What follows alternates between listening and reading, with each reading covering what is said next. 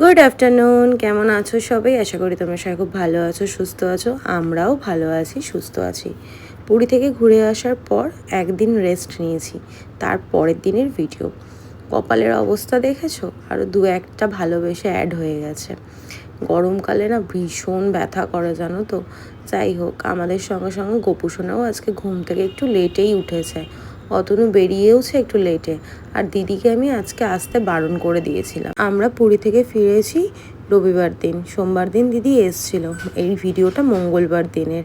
যে জিনিসগুলো কিনেছি ওগুলো ওরকমই রাখা রয়েছে, তোমাদের সঙ্গে শেয়ার করে একবারে জায়গায় গুছিয়ে রাখবো।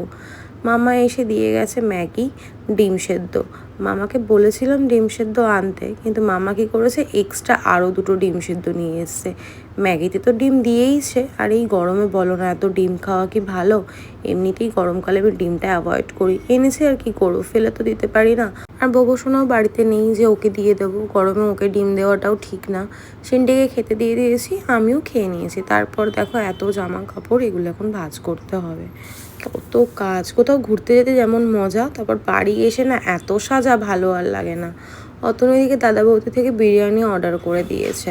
রান্নাঘরে যেহেতু তালা, ঘরে কোনো রান্না বান্না কিছু না হলে সিনটির বায়না শুধু বিরিয়ানি খাবে।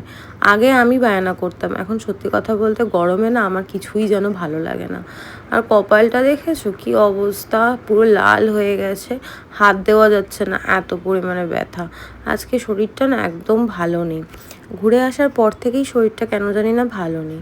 সিনটির ম্যাম আসবে, তাই আগে থেকেই সব রেডি করে রেখে দিয়েছি। আর এই ঘরের ফ্যান সবসময়ই চলে, কারণ গোপুসোনার তো গরম লাগবে। দেখো কত পার্সেল এসছে, সবটাই তোমাদের সঙ্গে শেয়ার করব। তারাও এক এক করে শেয়ার করবো, আর আজকেই শেয়ার করব। হয়তো এই ভিডিওতে অ্যাড করবো, আর নয়তো আলাদা করেই আমি একটা ভিডিও করে দেবো। সিনটি এখানে বসে বসে দেখছে টিভি। মা আমি দুজনেই খাওয়া দাওয়ার পর একটু ঘুমিয়ে নিয়েছি। অতনুও আজকে একটু রেস্ট নিয়েছে। তারপর সন্ধ্যাবেলা সিনটি আনলো আইসক্রিম, খাচ্ছে আর টিভি দেখছে। একটু পরে ম্যাম চলে আসবে। তারপর অনেকটা সময় পার হয়ে গেছে। রাতের ডিনারে ছিল দেখো পোড়া পোড়া রুটি আর তড়কা। এই রুটিগুলো যে কোথা থেকে এনেছে ওই জানে। যাই হোক, ডিনার কমপ্লিট।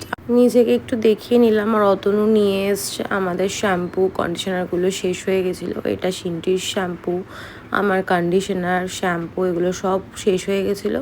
আর গোপুসোনার জন্য বলেছিলাম একটা জনসনের পাউডার নিয়ে আসতে, গরম পড়েছে।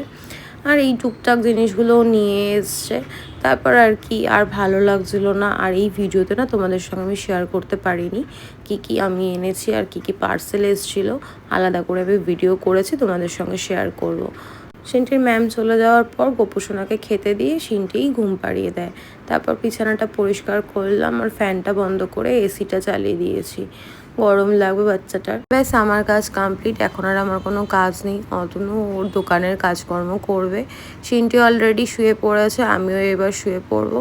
আমার লিটারালি ঘুমও পাচ্ছে, চোখগুলো একদম ছোট্ট ছোট্ট হয়ে গেছে। যদিও আমার চোখগুলো বড় বড় দেখে কখনোই মনে হয় না।